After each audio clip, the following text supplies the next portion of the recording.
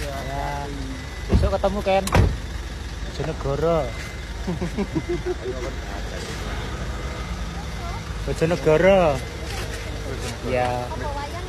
Campur sari karo komet. Oke. Iya. Malam. Malam. Tidak pokok senang malah. Bisa enggak apa-apa. Bablas.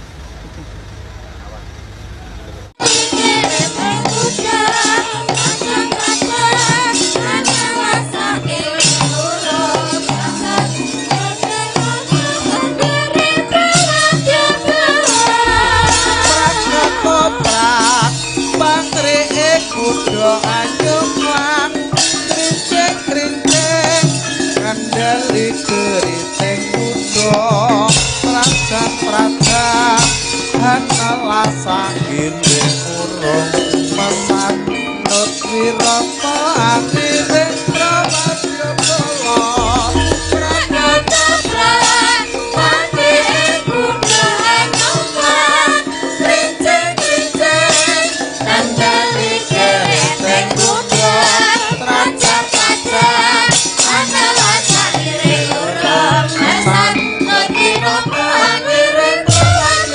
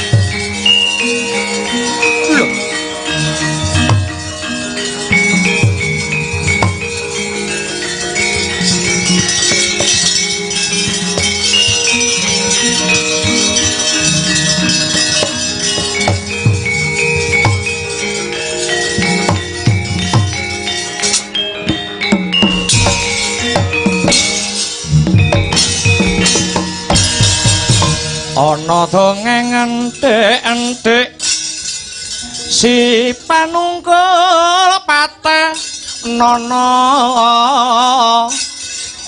panunggul apa dosane dosa ngungkule sasama aja dindak kualat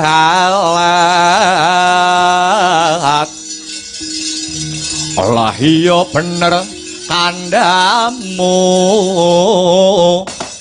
lali sumber ketiwasan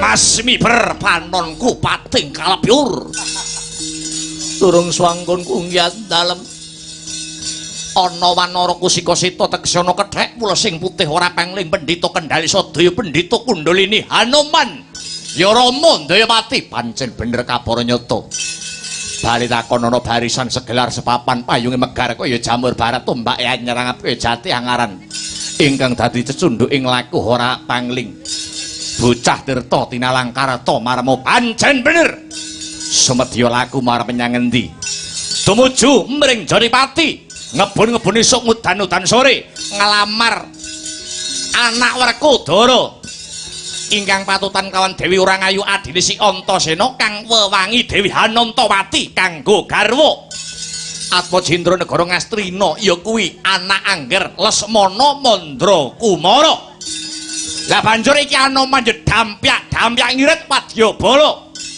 kanggo sikep gegamaning ayuda bakal arep menyang endi kowe Anoman sumurupa karta maremu Anoman Sarimbit kelawan barisan Dwarawati uga bakal tumuju marang ana ing kasatriyan Jodipati. Lho. Kowe arep nyang dadi pati pancen bener. Ngapain? Uga bakal ya kuwi ngelamar kembang dadi pati Dewi Anantawati adine Santasena. Kanggo sapa? Kanggo Atmajendra negara Ndarawati. Anak Angger Samba Wisnu Brata edan-edanan nunggal sedya nunggal karep kowe. Kowe bali yo. Yen isih ngeman sing dadi nyawamu, yen isih Anoman kepengin nyawang soroting srengenge, yen Anoman isih kepengin ngemut legining kula balya. Ora samodha karep karo kekarepane wong Astina. Padha-padha nglamare durung ana wangsulane. Ora susah ngundurke barisan Ndarawati. Becik ayo bareng-bareng ana ing Jodipati sapa wae sing ditampa panglamare. Lan sing ditolak sing dadi panglamare kudu gelem ngalah. Mbuh ora edep. Angger barisan Ndarawati ora gelem mundur, isih bakal bacotake laku ana ing kasaten Jodipati babati barisan Ndarawati. Wela dalah nantang perkara wani karo karep temanmu entek wedine karo manene. Apa arep ngopo etan? Petimu cilik dur mendhek kupat kapita kaya buntute ula tapen kejero manuk brancangan. Tengkang kandeling kulitmu jemenggling suduhanmu yen pancen kowe pendhita sekti tanpa aji teguh tanpa meguru wateken aji japa mantramu. Om pangso tepiat tatameng sati kamu aja takon dosa welman.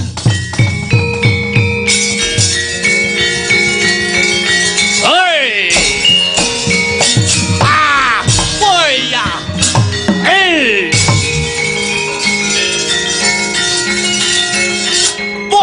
Buaya. Woi, buaya. Wah. Hei. Awas. Pan.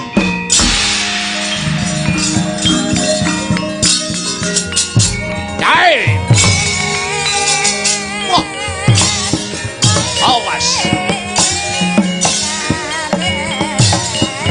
Hei.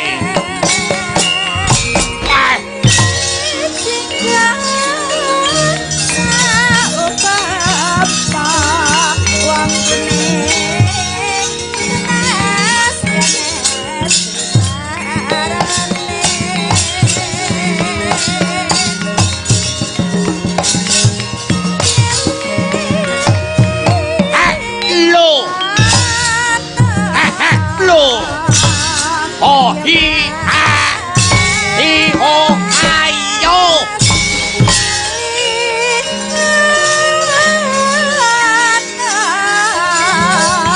Yo. Awas. Hei, ha, oi. Ayya.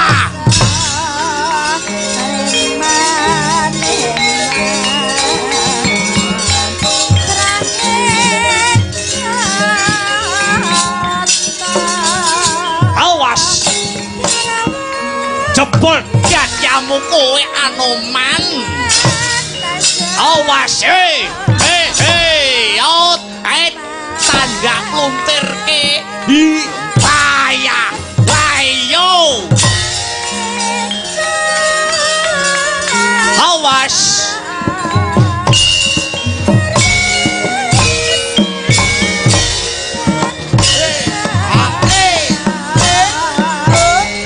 ojo mikat.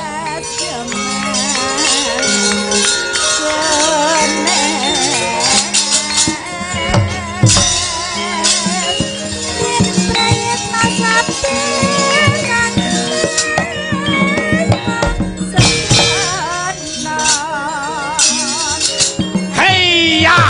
Wah. Antep tangan Anoman.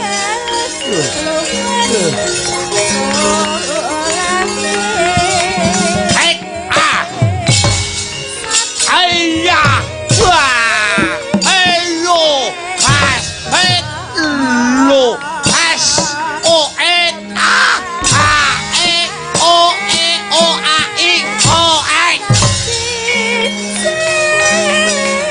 yo, pasit, o, as, cep, buat jajamu derajat opo kowe, hei, ayya, oh.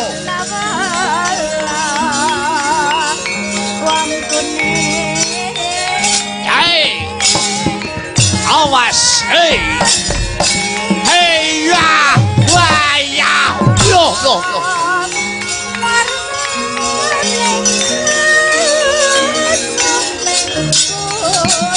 Yo. Hey. Lo. Hey. Waya. Tuh. Ah. Hey. Ah. Hey. Oh. Canda. Hey. Hey. Ayah. Koi. Ayah. Ah.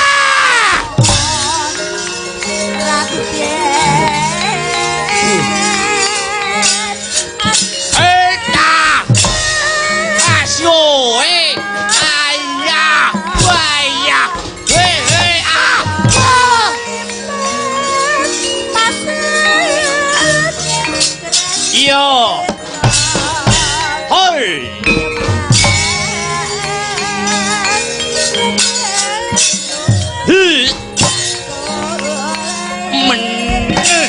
munyo apa iki jane? Lho, yo,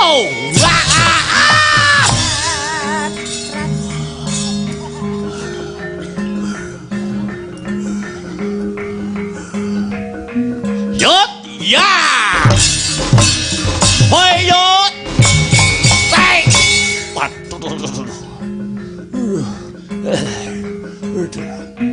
Yot etik ho.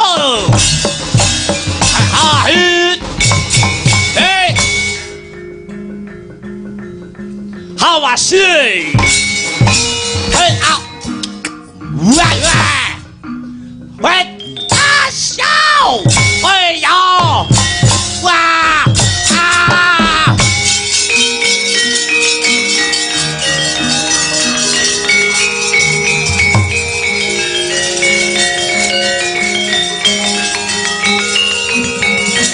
Lo. Wah. Hey ho.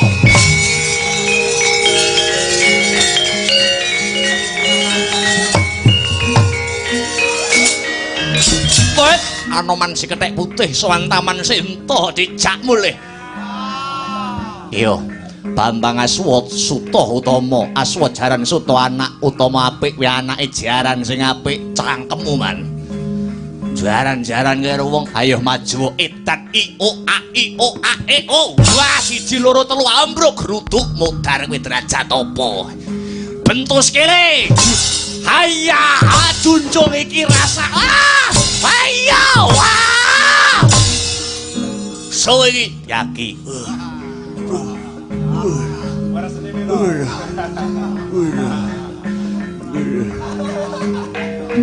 He o a. Yot he o a. Wo e a. Weh. Het. Ah.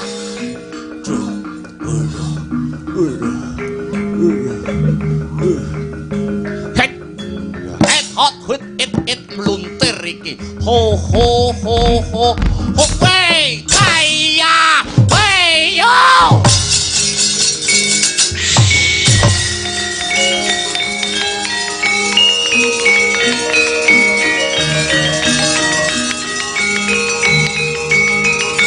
Ya.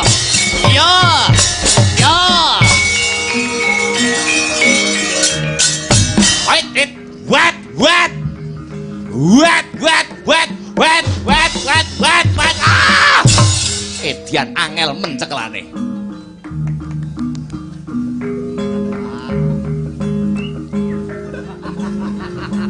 Hot aja mbok koceli. Ya. Wah, gorok pedang angel mentok ceklane cek penak nyekel sinden. Wit.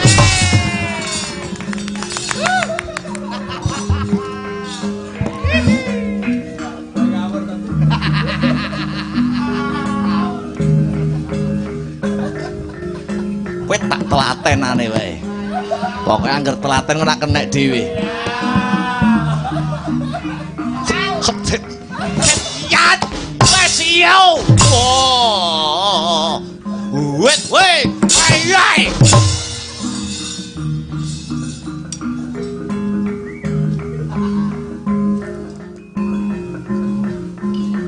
Hit. Hu. Ya. Wah. Ah. Wah.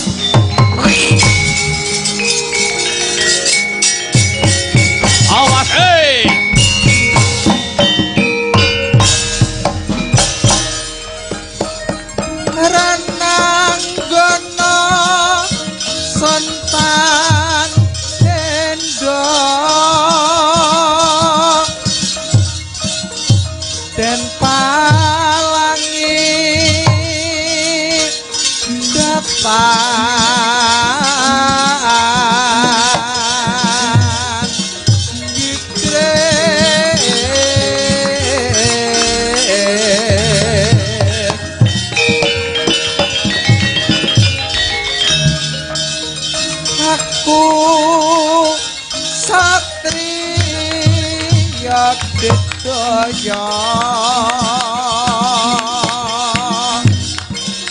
barang mati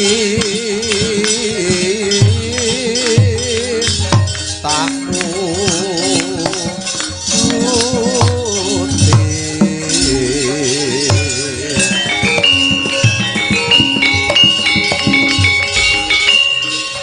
sandyaku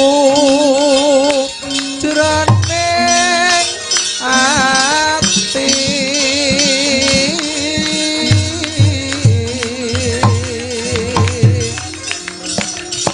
yen mati beliwang aku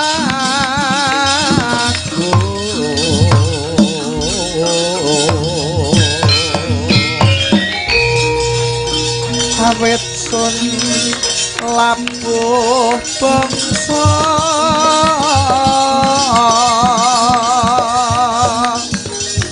hanjrah harum asma reki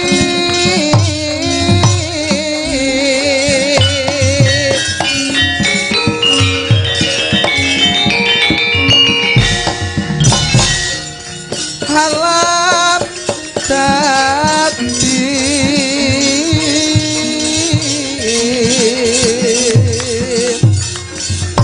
saksi san pranira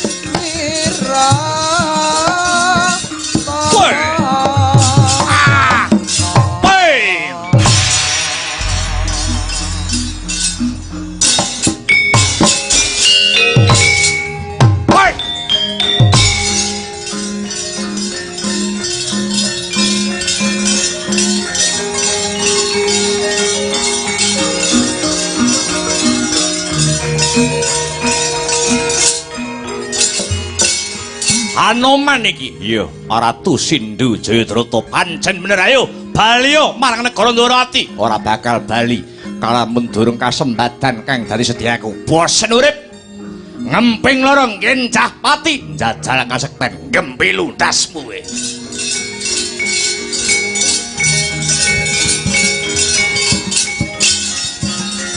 hey was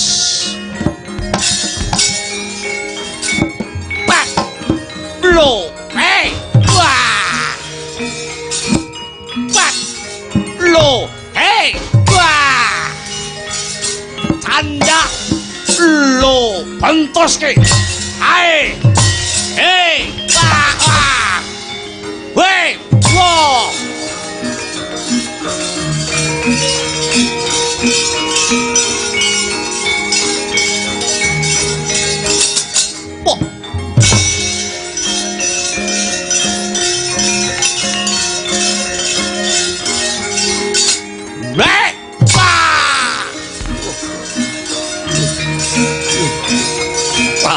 aku yo ah lo was ya aduh waya no no what was wait was hey wah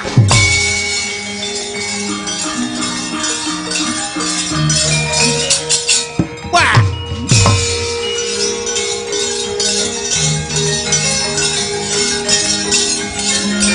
ya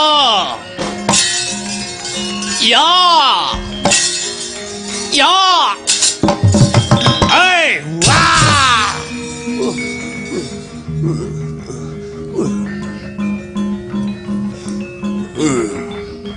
Hiya! Hiya!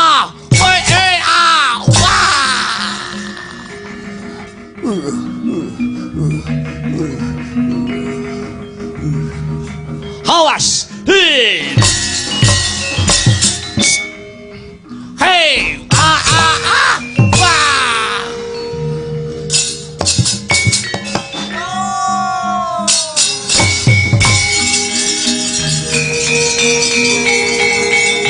Aduh.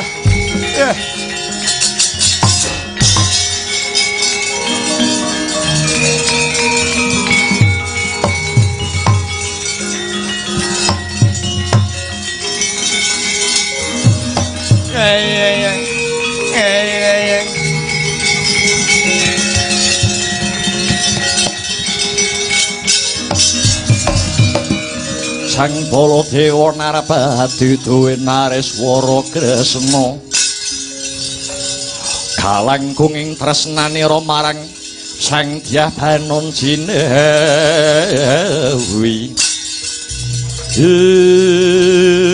Paman Senguri Paman kados pundi niki kok barisan Kurawa kepranggul kalian barisan Ndrawati kula nggih mboten mangertos nggih ning manut kabar saking telik sandi negari Ngastina putra Ndrawati pun Samba Wisnubrata inggih badhe ngayonaken putri Jodipati pun Dewi Anantawati Samba bocah Palang Garuda inggih dadi niki rada abot saingane niki mungsuh anak Janaka mawon pun abot lah kok ketambahan anake Ratu Ndrawati Paman nanging Paman Sengkuni ampun wasumelang kula pribadi ingkang badhe prapting Jodipati nembung dhateng rayi kula menawa Werkudara.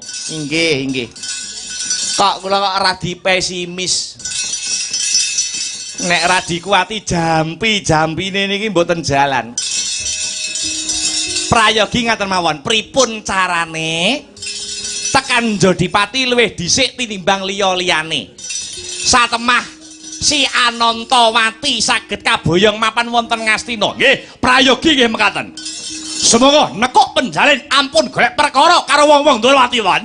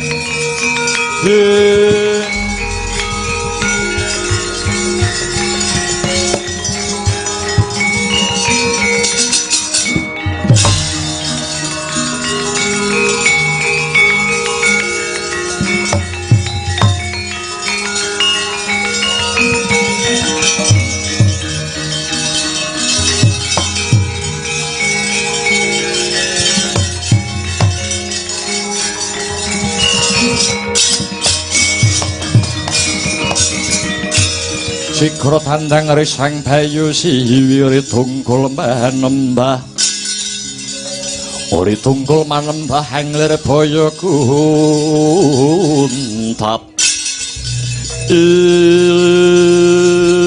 wah dadi iki cekak cukupi kabeh tekan Jodipati arep nglamar anakku Anantawati lakar kasinggihan duh Kakang Mas ingkang rayi Madukara badhe ngindahaken tembung gandeng wilu gangga dalah Anantawati sampun gandeng lami kula jinejer dados Sudarma badhe anglamaraken ingkang putra duk kepengker paduka Kakang Mas ingkang dumugi wonten ing Madukara nglamar putra kula Manowati kagem ingkang putra pun Antasena sakmenika critanipun dipun walik kula ingkang lamar dumugi Jodipati pun Kakang uga mangkono Dimas pun Kakang kraya-raya Ndrawati tekan Jodipati mung bakal ngebun-ngebun ngesuk ngudan-ngudan sore ngalamar putramu putri si Anantawati bisa kajatu krami kelawan anakku bocah Parang Garuda Samba Wisnubrata pun Kakang Mandura wakil saha negara Ngastina yayi minangka wakile Kyai Prabu Duryudana pun Kakang ngarsa ndodhok koringinang jambe kelawan suruhe anakmu si Anantawati kanggo putra Ngastina Silsemana Mandra Kumara siadi aja kuwatir Anantawati yen kasembadan dhaup kelawan Lesmana Mandra Kumara ora bakal tiba ning Parangjuri nanging malah tuwiba ana ing kasur babut. Dasare si Lesmana kuwi calon Ratu Ngastina kang besuke bakal kaju menengake dadi Nalendra. Iya, Werkudara bakal mutusi. Amrih adile kaya mangkene. Gandeng Werkudara kepengin duweni mantu kang kandel njaba jerone. Mula calon mantuku kudu didu kasekteni. Sapa sing unggul ya kuwi dhewe mantune Werkudara.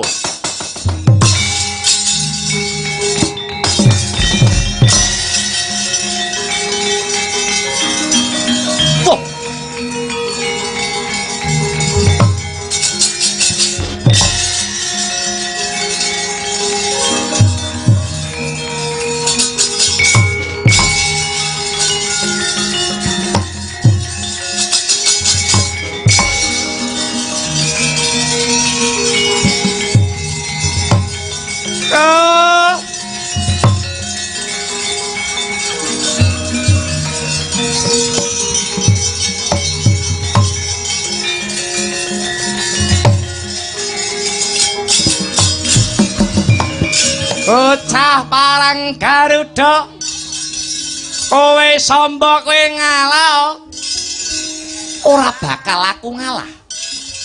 Yen perkara iki sedumuk bathuk senyari bumi. Nadyan amung sedumuk ambane bathuk. Senadyan amung sak nyari jembare bumi bakal totoi pati. Oh, tak keramasi epe-epe bangsat elek.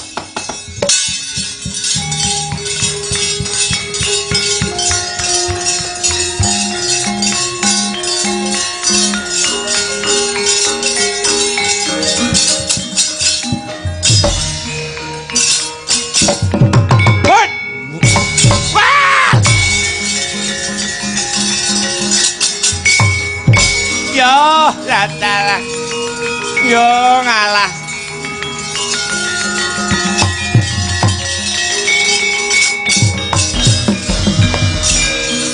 Ala toblas. Anak anggir Lesmana dadi gotongan. Duh, titenono. Sapa wae sing dadi calon bojone Anantawati? Calone ra bakal slamet kowe. Sengkuni bakal ngungkih 1000 cara kanggo ngogak-ngogak katentreman dhaupe penganten.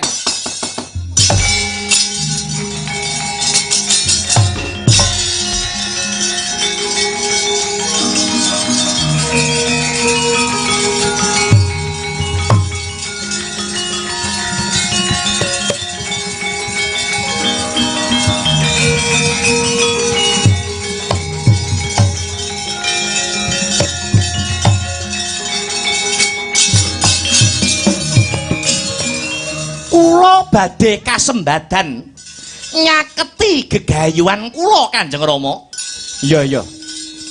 Nanging kowe aja sumbar mengko mundhak aber. Mungsuhmu sak banjure luwih abot sombo. Lho, mangsa kula sinten? Bambang Wilugangga anak Janaka. Ora kok ateges pun Rama ngentengke jeneng sira Samba ning yen musuhe anak Janaka Samba bisa ngalahke bebasan geraji angin ngukir langit. Waduh, kula nyuwun pengayoman Kanjeng Rama, aja kuwatir. Tak cundhuki kembang Wijaya Kusuma, Samba ora bakal ngrasake lara lan ora bisa tumekaning pati. Matur nuwun Kanjeng Rama.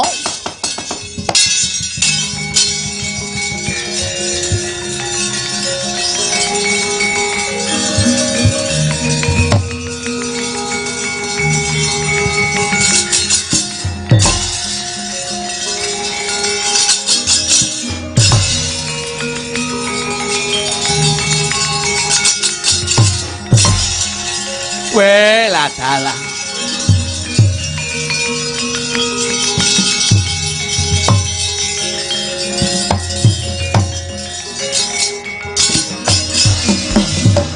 Weh lah kok ngono mainmu Ratu Ndorowati kowe.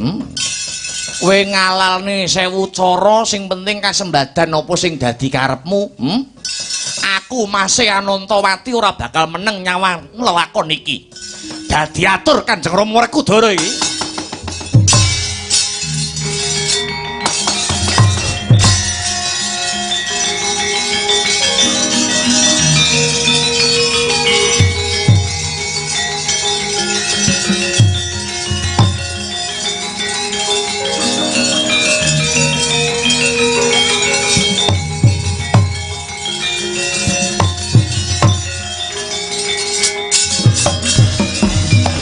Wikra jancut gemegut ngembat watang raboso mungsuh bangkep jojokan barang bau saya hati Wilu Gangga Kakang Mas Samba kados pundi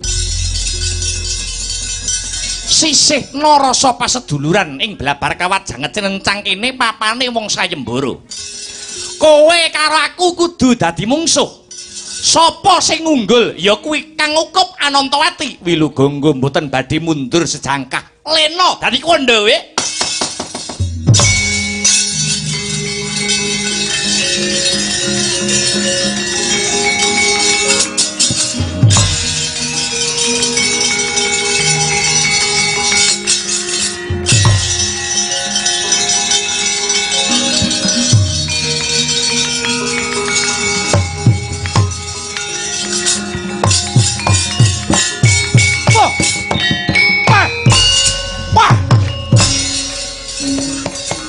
Ponco boyo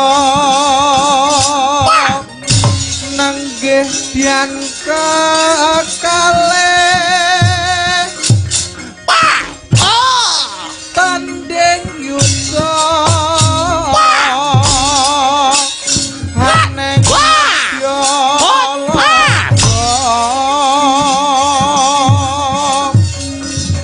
hangabarkan sutirane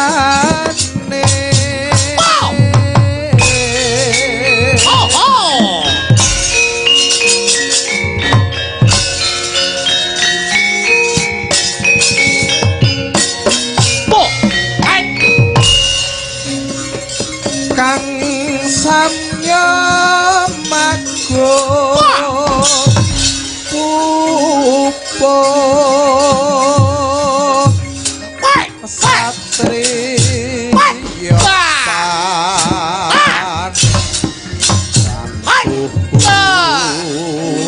sakti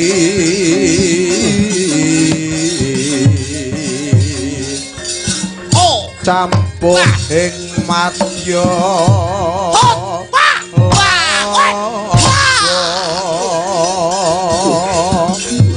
tanon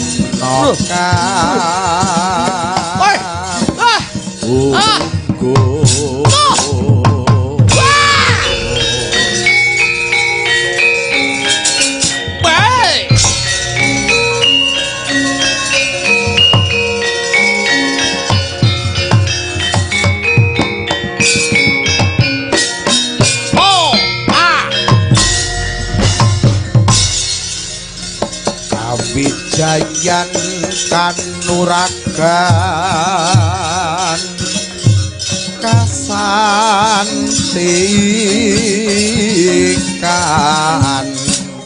Joko mantra wis kanthi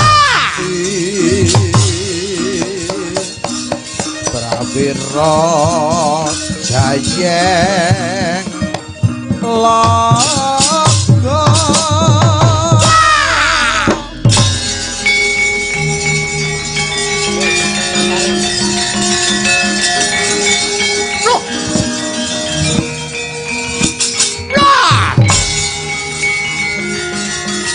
Tibani jemparing kowe.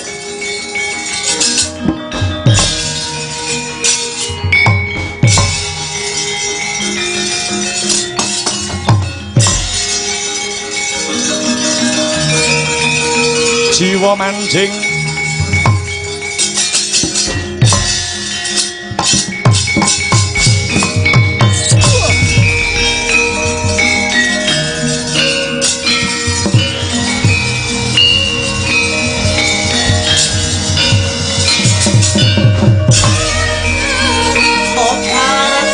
Wilugongo kang sayekti bakas waso akhire jiwa mandi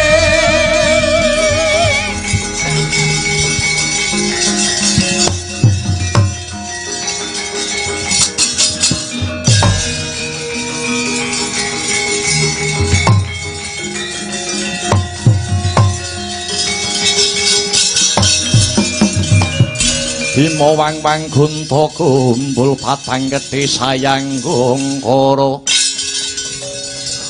gadani rama bat mabit ing Antasena mlayu-mlayu gawe kaget ana apa ngaturi ketiwasan Wak iki mau Kang Mas Samba wis bisa ngalahke putra Ngastina nanging bareng mungsuh tanding kelawan adiku Wilugongo Kang Mas Samba dicundhuki kembang Wijaya Kusuma karo Wandawati. Malah iki mau si Wilugongo ditibani jemparing nganti kendang kapracondang mbuh urip mbuh mati. Paman Janaka nganti keplantrang nututi kendange Wilugongo iki kepriye Pak Prabu Kresna nganggo cara sing banget curika. Antasena piye? Mara gagi tututana playune pamanmu Janaka kanen bali ana Jodipati aja banget nguwatirake kendange si Wilugongo Werkudara duwe cara dhewe kanggo ngrampungke perkara iku ya Pak tututane playune paman Janaka Pak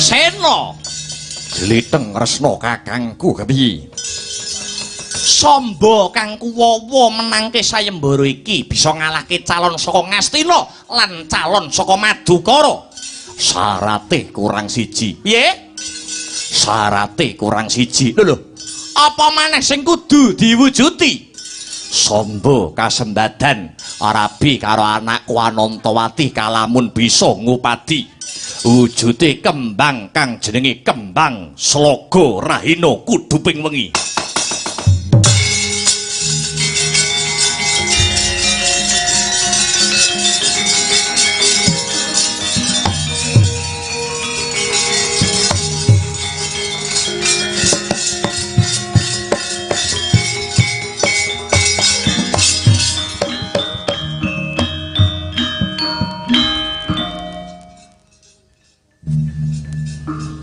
sangsaya dalwararas abyor kang lintang kumedhap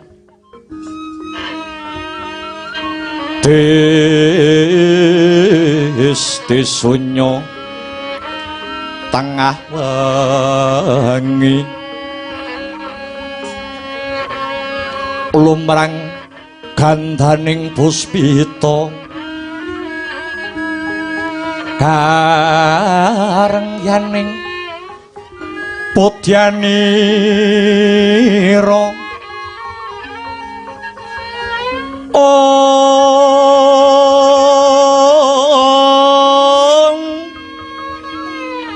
sang Dwijawara ambrengeng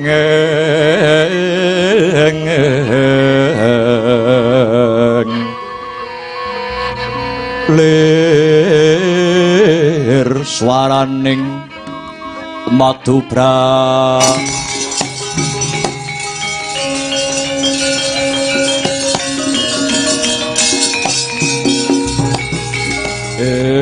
angin amidit milir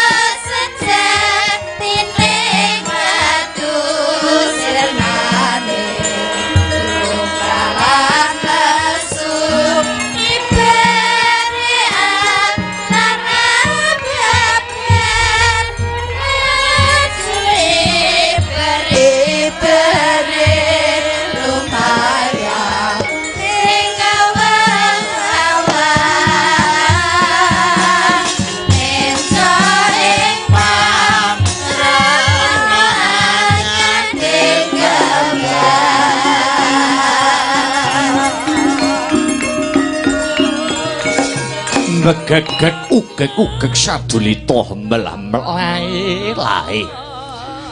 Kula ngertos duh kitaning penggalih ndika Ndara Janaka. Paduka sedih, paduka susah awit menggalih ingkang putra pun Bambang Wilugangga ingkang kendhang kapracundhang. Paduka sampun ngupadi dhateng pundi murcanipun ingkang putra nanging ngantos sepriki dereng wonten titik temu baya dhateng pundi papan panggenanipun Bambang Wilugangga. Den lelakon menika adile dilakoni panandhang menika adile mung disandhang mang pasrahke dhateng purbaning zat ingkang muruning zat. Semar percaya, Semar pitados. Gusti bakal paring pitulung dhateng umatipun ingkang mapan wonten garising bebener, Den.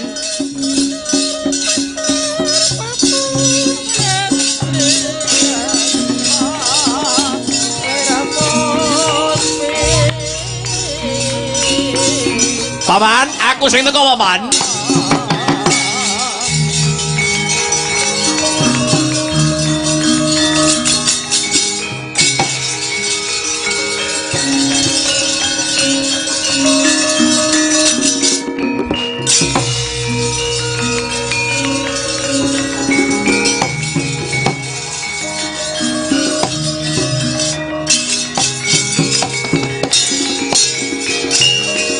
Mulat mara Sang Harjuna esmunira gamanungsan kasarepan tingkaing mungsuh ing Antasena ingkang teka. Iya Paman, Paman Janaka aku ora maida yen Paman dina sak mengko lagi susah. Awit rumangsa ora bisa ngrabekke anak isih ketambahan adiku Wilugangga kang kendhang kapracundhang. Mbuh tekan ngendi tibane? Antasena iya. Lah banjur Antasena marepeki marang pun Paman duwe sedya ingkang ngendi? Ngene ya Paman. Aku wis ngerti kasunyatane kok Paman. Endi sing manggon ana bebener lan ngendi sing mapan ana nggon luput. Dina iki Paman Janaka kapurih bali ana Jodipati. Aja mbok bacutake anggone Paman Janaka goleki ilange si Wilugangga. Rama Kyai paring dawuh ilange Wilugangga iki mung sawetara lan bakale bali nggawa wiwara kabahagian. Rama Kyai dhewe uga duwe cara kanggo ngrampungake perkara iki. Ayo bali ning Jodipati Paman. Iya Antasena, yen pancen kaya mangkon ayo enggal bali Jodipati. Lak dereke Paman.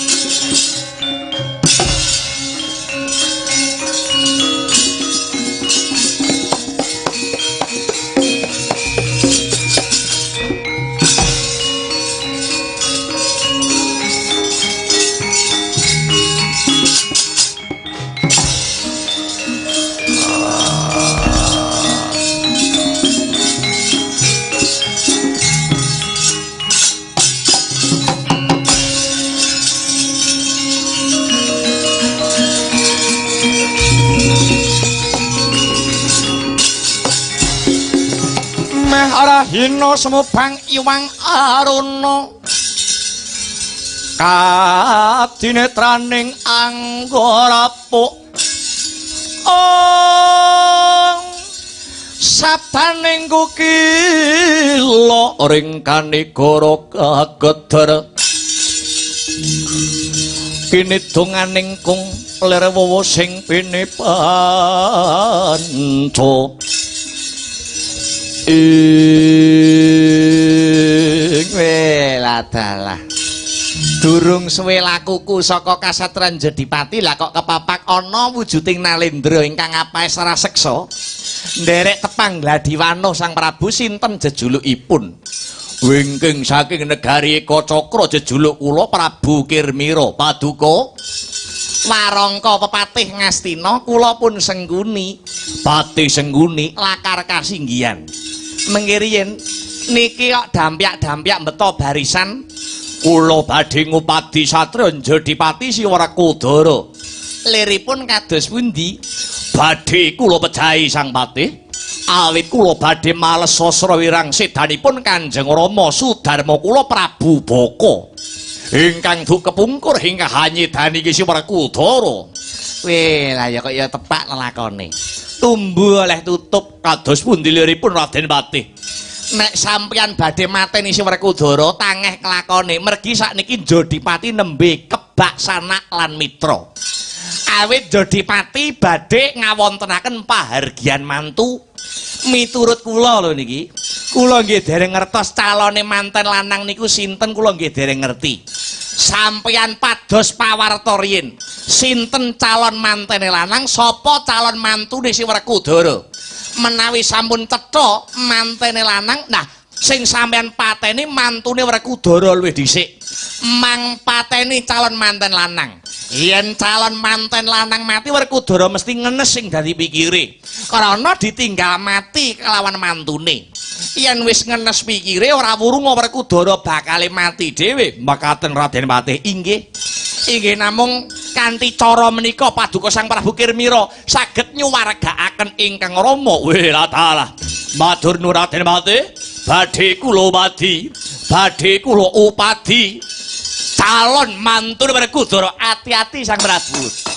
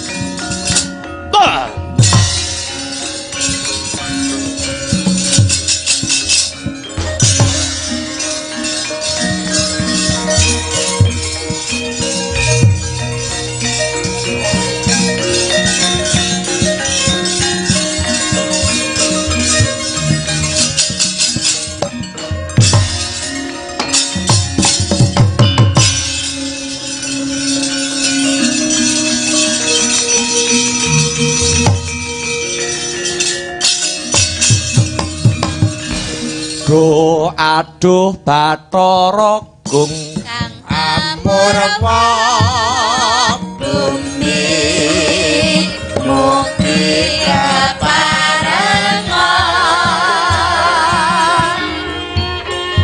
paring pangarsana marang kawula kang tan bisa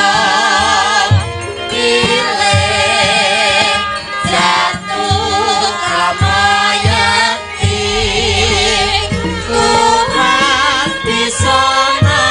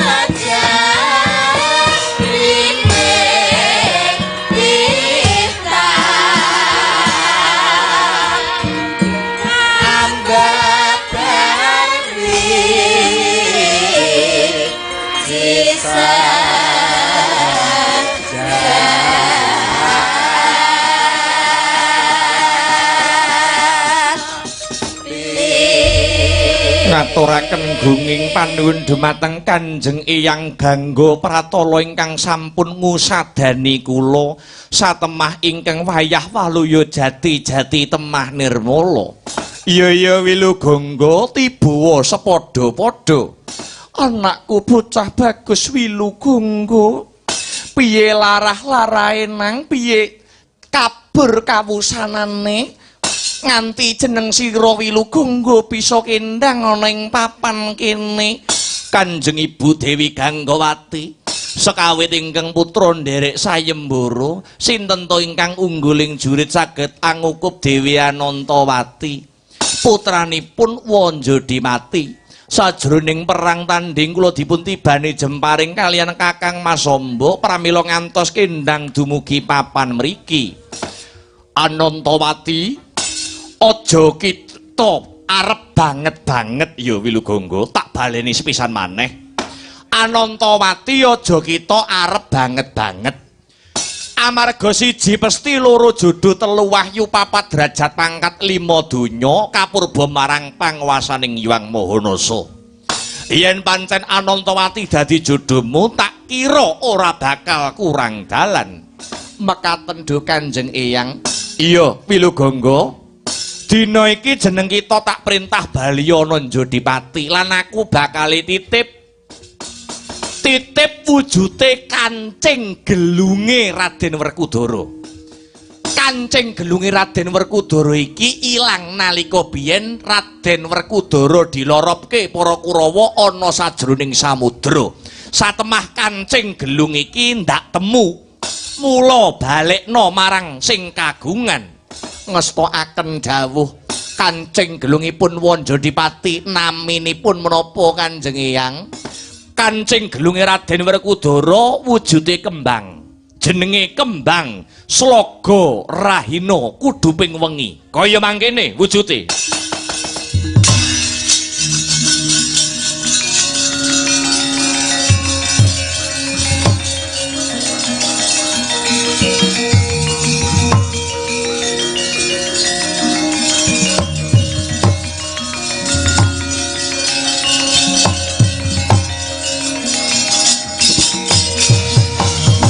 Pan samara pamoring suksma sinuksmaya winah ya ing hasepi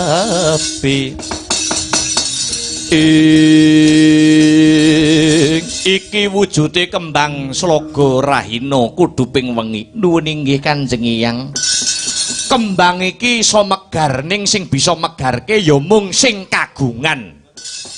Kembang Slaga Rahina Kuduping Wengi iki yen wis megar rupane abang ireng kuning putih lan sing tengah awarna ireng. Warna iki nggambarake kadang bayu.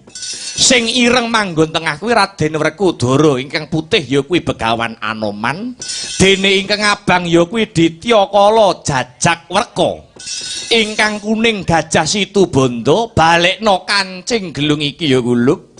Kembang Slaga Rahina iki mesti ana gunane. Prawaca dawuh pangandika Paduka Kanjeng Eyang, ingkang wayah badhe nyuwun pamit ya ngger tak balang puja pangestu. Muga-muga andayanana keslametan. Duh Kanjeng Ibu kula badhe nyuwun pamit. Tuga-tuga kinawa ngati-ati aja nganti keri lewat tepining lepen tempuran kang bening banyune. Supaya enggal bening kang dadi lelakon iki yo Wilugangga. Dumaling siji cengkuling sakone guru rame amalungi mertandang ilansi mewos gaganin jan rintang panjarino mencara firman aja rekrojan melayu kumandang makaryon dumaling siji cengkuling sakone guru rame amalungi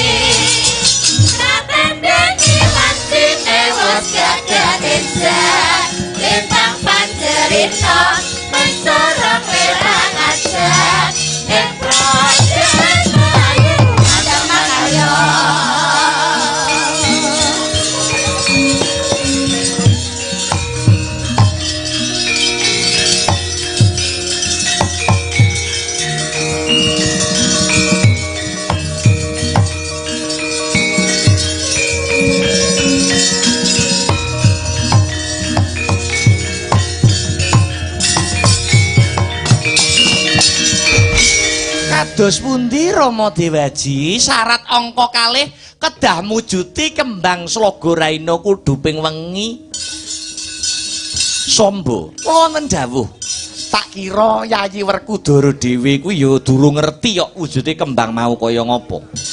Kuwi mung neter sepira anteping tekadmu anggone si Sombo ngetokke tresnane marang si Anantawati. Lajeng pripun niki Rama Dewaji Mara coba kembang Wijaya Kusuma kang ndok cundhukake ana mestakamu nalika Sombo perang tanding lawan Wilugangga balekna marang Kanjeng Rama. Kembang Wijaya Kusuma bakal sulap karben beda sing dadi wujute.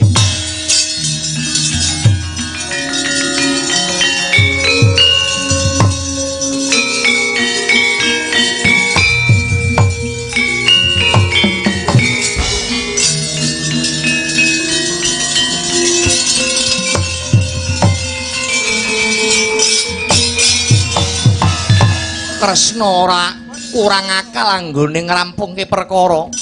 Ayo kembang iki dipasrahke Yayi Werkudara sumangga Kanjeng Rama bebarengan lumaku Sombo.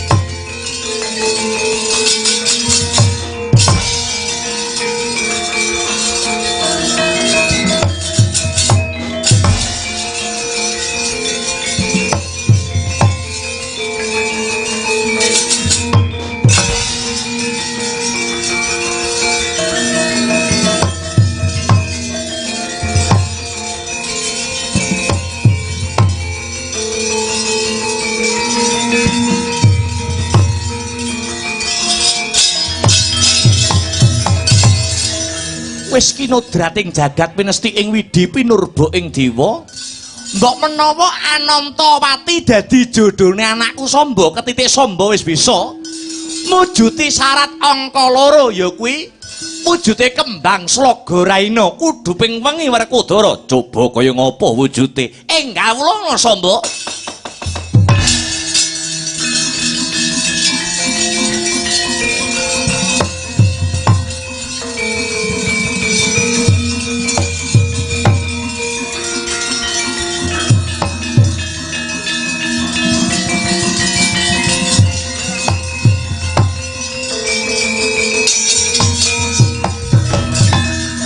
Werkudara, kembang Slaga Raina kuduping wengi wis bisa diwujudi. Kapan putraku bisa enggal dedaupan kelawan si Anantawati? Sabar Sawetara, petrek-petrek sapa kae?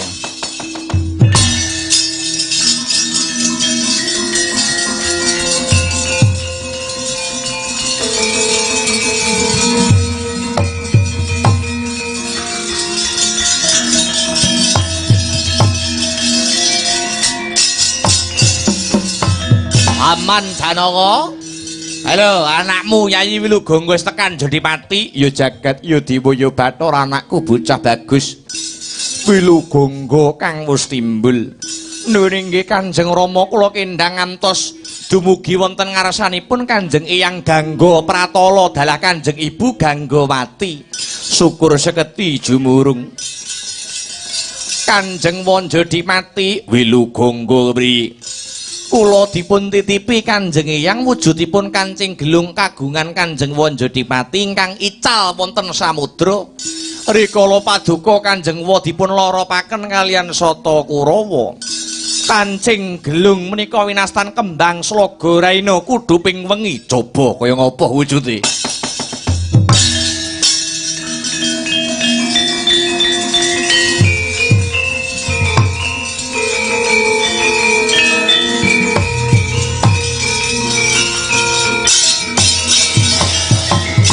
Adalah piye kuwi? Kembange ana loro. Sing bener sing endi, Pak? Wilugangga, kowe aja ngawur. Kembang Slaga Raina kuduping wengi kuwi wis kasil tak regem kembange dudu sing ndok gawa kuwi. Aja padha geger. Kembang sloga raina kudu ping wengi kuwi bisa megar. Sing bisa megarake ya mung si Werkudara pribadi. Tak pujane kembang loro iki.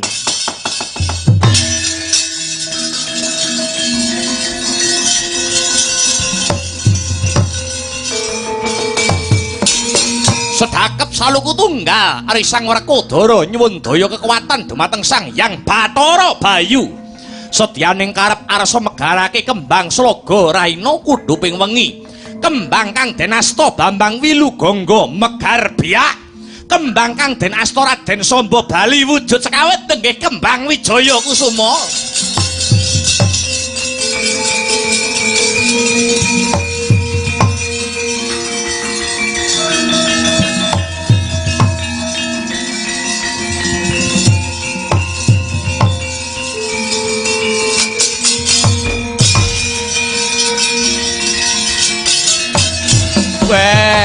Dalah.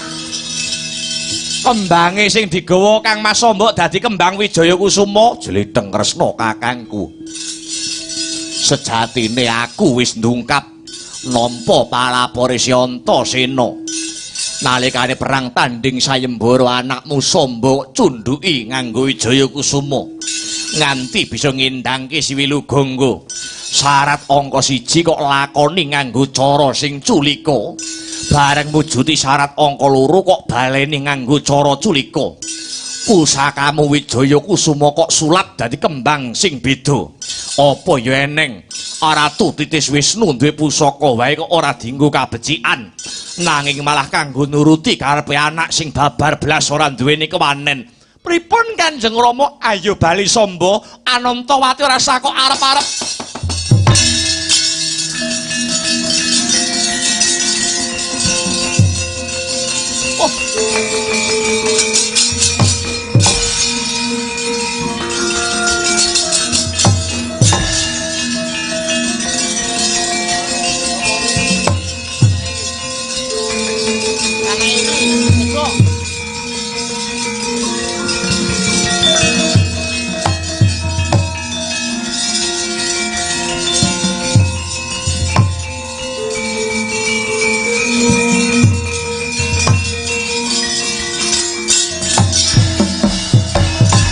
Anantawati, dina iki wis tiba pestine kowe dhaup kelawan Wilugangga.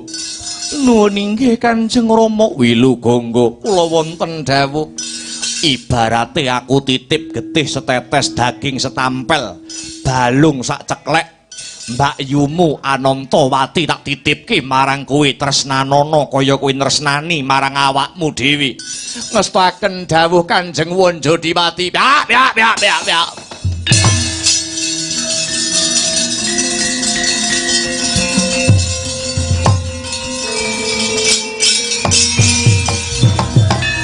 Melayu gawe kaget Petruk ana apa?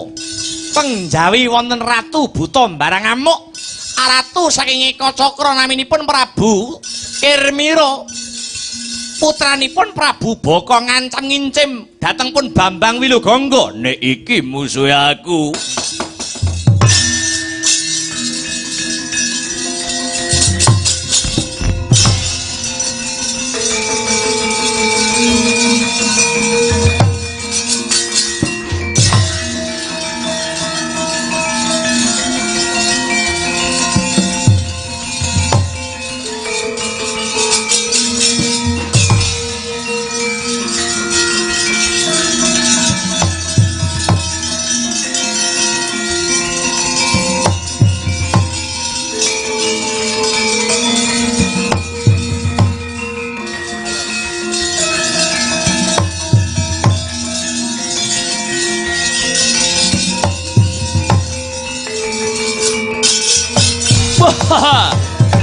Satria gedhe dhuwur Werkudara, aku sing mateni bapakmu biyen iblis Werkudara.